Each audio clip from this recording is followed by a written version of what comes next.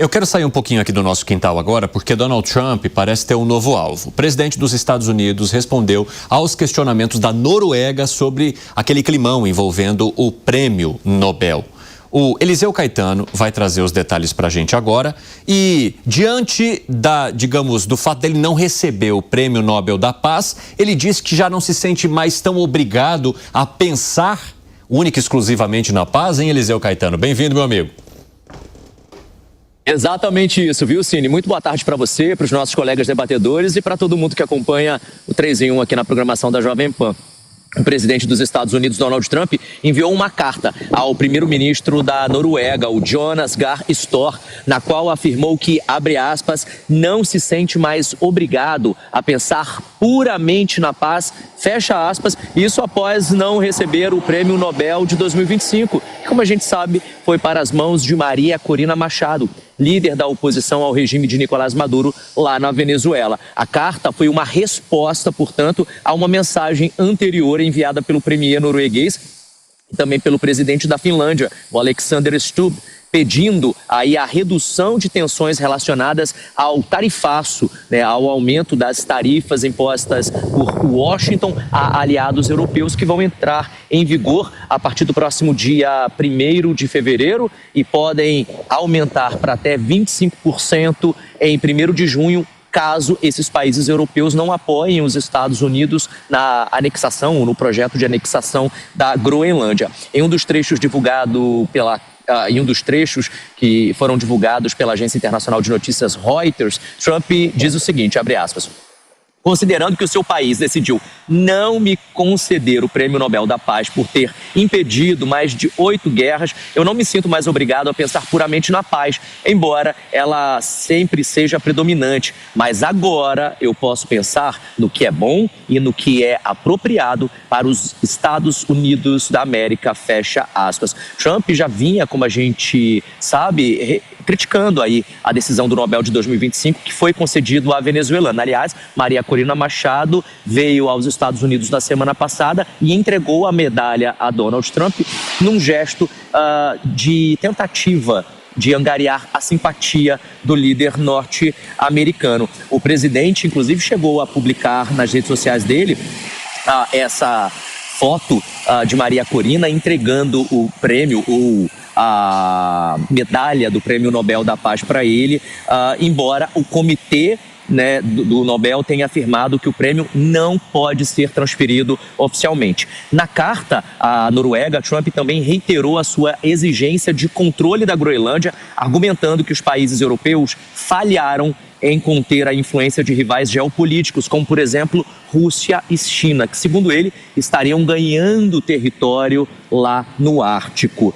O premier norueguês respondeu que o prêmio é concedido por um comitê independente e não pelo governo da Noruega e que ele já havia explicado essa distinção a Donald Trump. A carta, obviamente, Cine, provocou aí uma reação internacional e reforça um momento de tensão entre Washington e diversos países que até então eram aliados dos Estados Unidos. Nesse contexto em que a economia, a política externa americana tem sido cada vez mais assertiva e menos tradicional em questões de paz e também de reconhecimento global. Cine.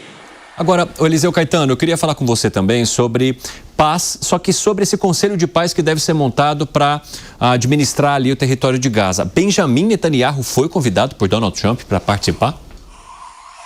Seria a ONU 2.0? Eu deixo essa pergunta para os nossos colegas debatedores, viu, Cine? Porque aqui nos Estados Unidos esse termo já tem sido utilizado pela mídia que está fazendo a cobertura do Conselho da Paz. Esse grupo que Donald Trump pretende reunir com diversos líderes mundiais e também celebridades e pessoas próximas a ele, como, por exemplo, o genro dele, o Jared, está incluído nessa lista do Conselho da Paz. O líder lá de Israel recebeu um convite, mas outras autoridades também receberam, como, por exemplo, o presidente do Brasil, Luiz Inácio Lula da Silva, o presidente da Rússia, Vladimir Putin, também recebeu um convite de Donald Trump. as autoridades americanas, de acordo com as informações que a Casa Branca confirmou agora no início da tarde desta segunda-feira, enviaram convites a diversos líderes internacionais para integrar aí o chamado Conselho da Paz. Essa iniciativa proposta pelo presidente Trump, que vai ter apenas início ali no conflito de Gaza e que depois deve ser estendida, ser expandida para outros pontos de tensão global. Segundo as informações de bastidores aqui nos Estados Unidos, Cine, é uma ONU 2.0 porque pretende fazer mais ou menos o mesmo trabalho que a ONU faz, mas de uma maneira um pouquinho diferente, com Donald Trump no comando. Seria Donald Trump dando as regras e os países participando, obedecendo. Agora, existe um valor, viu, Cine? Os países devem colocar ali um aporte de $1 bilhão para poder fazer parte do Conselho Permanente, ter um assento permanente. Agora, quem não tiver esse dinheiro pode participar por pelo menos 3 anos em caráter experimental. Eu fico por aqui, mas a gente vai seguindo direto dos Estados Unidos, acompanhando as principais notícias do dia. Eu volto ao longo da programação da Jovem Pan News. Infelizmente, Cine, não tenho vizinhos chiques igual você e o nosso querido Piperno. Não. Mas um dia eu chego lá. Eu não entrei nessa história. E morando onde você mora, com essas palmeiras imperiais aí ao fundo, provavelmente você tenha vizinhos, sim, mais chiques do que todos nós reunidos aqui no estúdio do 3 em 1. Não vem fazendo o modesto aqui pra gente não, que você não engana ninguém. Valeu, seu Eliseu Caetano. Um abraço pra você, bom trabalho por aí. Fábio Piperno, você entende que seja crível se convidar um líder como Benjamin Netanyahu, que tem interesse direto sobre o território de Gaza, para participar de um conselho que trataria da paz naquele local? Evandro, essa proposta é uma tentativa de se aumentar a irrelevância da ONU, né, que ultimamente já não tem lá sido tão influente assim, mas deixar de lado a ONU.org para criar a ONU.Trump, ou seja, uma organização do Trump. Então ele vai fazer aquilo que ele bem entender, aquilo que a cabeça dele julgar o mais apropriado para essa área, e dane-se os palestinos. Por acaso, alguém foi consultar os palestinos sobre o que eles acham disso? Alguém foi consultar países árabes vizinhos que, de certa forma, apoiam a causa palestina?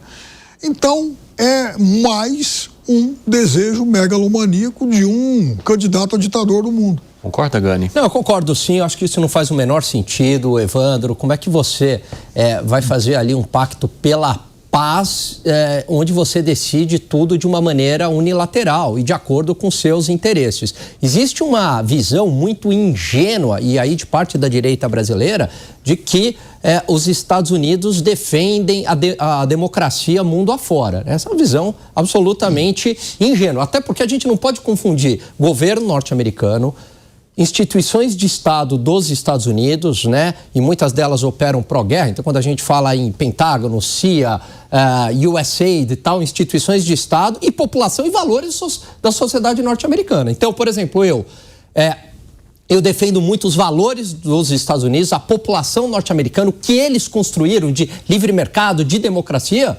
mas, no entanto, a máquina pró-guerra dos Estados Unidos eu sou muito contra, né? A política externa norte-americana, e que daí não vem do Trump, né? É uma política externa que já vem há anos interferindo, né, em vários conflitos, e que, quando ele sai, a situação fica ainda pior.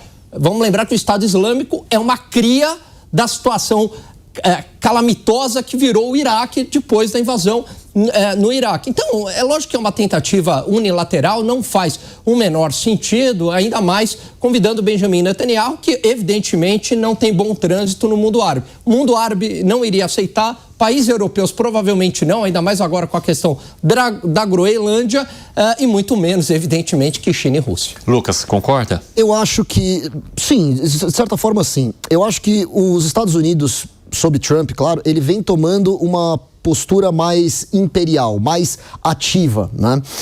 E o Trump entende que a ONU, hoje, ela é um agente da manutenção do status quo, de deixar as coisas como elas estão. Qual que é o problema disso na visão do Trump.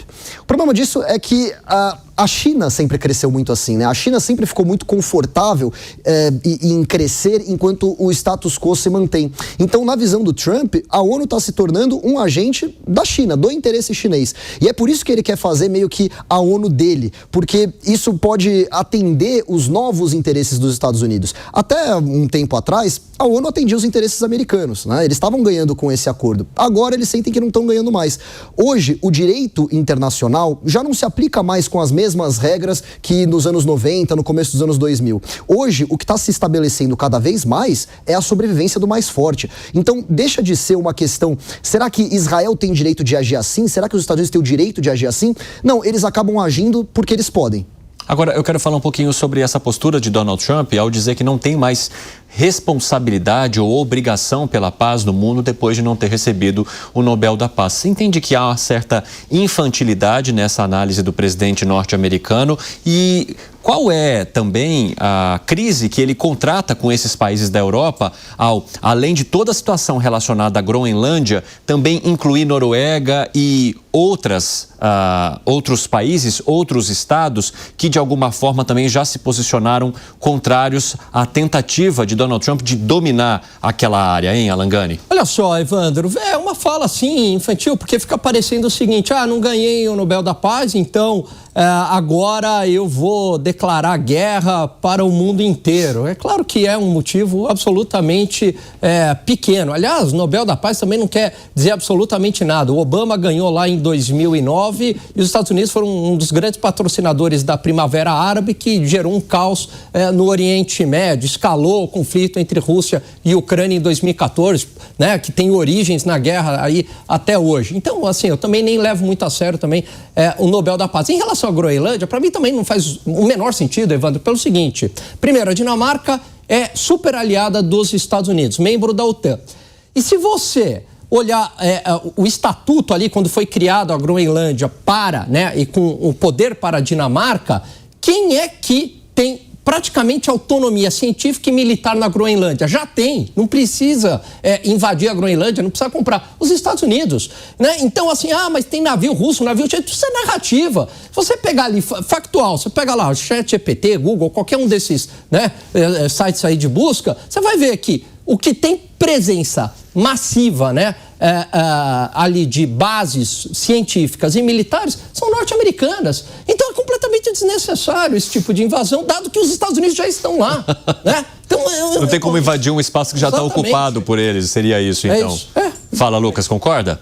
Mais ou menos. Por quê? Hoje Explique. o cenário é esse, de fato, né? A Groenlândia, ela é um território da Dinamarca, a Dinamarca é aliada dos Estados Unidos. Ok, tranquilo, isso é o que está acontecendo atualmente. O problema é que há um movimento minoritário, por enquanto, separatista dentro da Groenlândia, né? Isso pode vir a acontecer no futuro? Talvez, especialmente porque a China, que está interessada também na Groenlândia, tem oferecido para eles uma participação na Rota da Seda. Já fica mais interessante, porque aí nós, Groenlândia, não dependemos mais tanto assim, né? Não dependemos 100% da economia da Dinamarca. E veja, esse interesse dos Estados Unidos da Groenlândia não é do Trump, é uma vontade que os Estados Unidos têm de assegurar o controle total daquele local desde o século XIX, né? E o Trump, como ele quer entrar para a história como um presidente que mudou o status quo, que mudou tudo, ele fala, ok, eu vou realizar esse grande sonho americano desde o século XIX, 200 anos atrás. Arremate, Piperno. Bom, primeiro que, assim, o mundo ele não tem que estar à disposição dos sonhos do Trump. Mas eu também aprendi, já nesses meses, nesse um ano que ele retornou ao poder, que a gente não pode... Aliás, hoje é dia 19, amanhã, né? Amanhã completa um ano. Dia 20. Que a gente não pode imaginar, que a gente não pode mais achar que o Trump é simplesmente um bravateiro. Ele não é. Ele já mostrou que ele ameaça e de vez em quando ele cumpre, o que é muito sério. Então, à medida em que ele ameaça qualquer ação lá na Groenlândia, ele está, na verdade, implodindo a OTAN. Essa já é uma consequência imediata. Segundo, veja, à medida em que o Trump começa a querer expandir os seus tentáculos por presunção de que a influência chinesa ela vai aumentar, e ela aumenta, sim, muitas vezes por razões econômicas, ele também começa a dar razão passa a abastecer o imaginário do outro lado, que também tem objetivos expansionistas. Então, daqui a pouco, nós vamos chegar a um cenário em que cada um vai sentir o direito de começar a engolir um bocado do outro. Então, a Rússia vai se expandir. A Finlândia treme o tempo todo, porque acha que todo dia ela pode sofrer uma invasão russa. Sim. Taiwan, nem se fala. O Japão, coitado, o Japão está ali perto, não sabe mais o que vai acontecer. Então, o mundo não pode ser um campo de apoio a bravatas.